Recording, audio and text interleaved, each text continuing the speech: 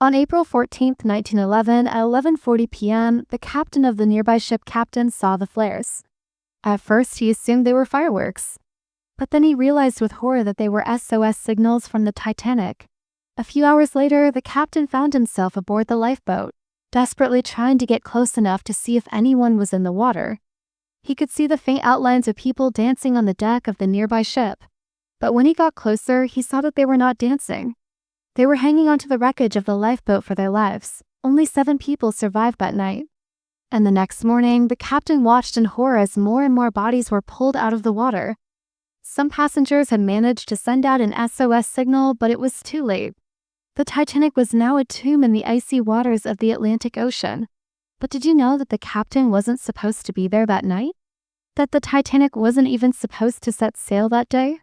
Here are some untold facts about one of the deadliest disasters in history. The Titanic was considered the most luxurious ship of its time. It was almost 900 feet long and 100 feet wide, which made it nearly impossible to sink. In fact, the ship's designer claimed that it was unsinkable. Many people today still believe this myth, but it couldn't be further from the truth. On April 11, 1911, the Titanic left Southampton, England for New York City. 4 days later, on the night of April 14th, the ship struck an iceberg and began to sink. This is well known, but what many people don't know is that the captain wasn't even supposed to be there that night. Captain Edward Smith had been suffering from heart problems and was planning to retire soon.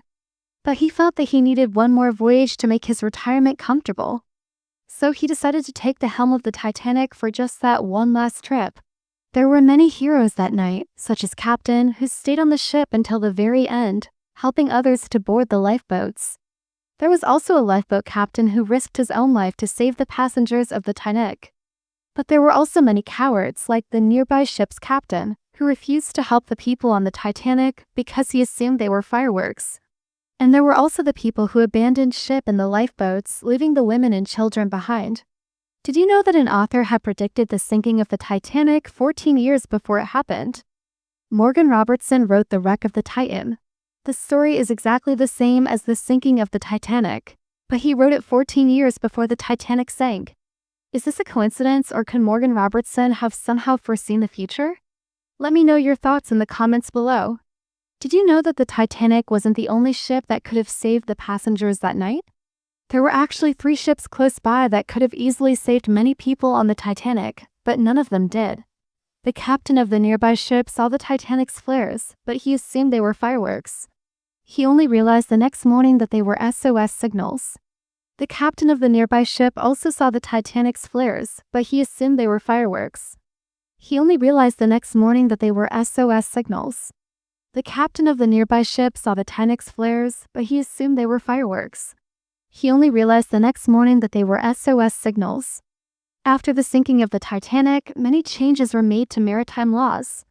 Lifeboats were required to be within a certain distance of merchant ships, and many new safety regulations were put in place. These changes helped to ensure that no other ship would ever sink without a lifeboat nearby. If you want to know more about the Titanic, I suggest you watch the video, Did the Titanic Really Sink? It has many interesting facts that I wasn't able to include in this video. Thanks for watching.